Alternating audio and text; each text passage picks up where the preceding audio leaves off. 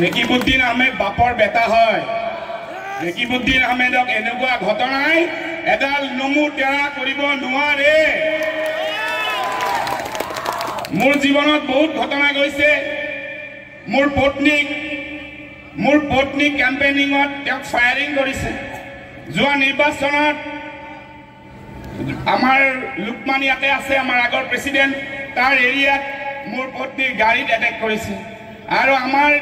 নিৰ্বাচনত কেতিয়াবা 4 mile 5 mile ৰাস্তা 144 দিব লগা হয় কাৰণ কিছুমান কালান্তক মানুহ আছে তেওঁলোকে কি কৰে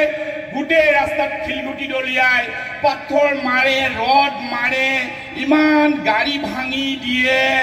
আৰু কিছুমানে বস্তা লৈ থাকে ৰেকিবুদ্দিন আহমেদক গল কাটি দিব ব্ৰহ্মপুত্ৰত ভাঙাই দিব নদীত পেলাই দিব ৰেকিবুদ্দিন আহমেদক খেদি দিব আৰু খেদুতে মই ৬৪,০০০ ভোটত একবাৰ এমএলএ হলো খেদুতে আকৌ মই ৭৪,০০০ ভোটত এমএলএ হলো খেদুতে দৌৰাতে ৯৪,০০০ ভোটত এমএলএ হলো আৰু আজি মই ঘূৰি যাব লগা আছিলে মই অনুষ্ঠান কৰি ইয়াৰ পৰা এইটো মোৰ অনুষ্ঠান আছে আৰু তাইজুদ্দিন দাক ক'লো নহয় আজি মই ৰাতি চন্তলিতে থাকিম এতিয়া আজি মই চন্তলিতে থাকিম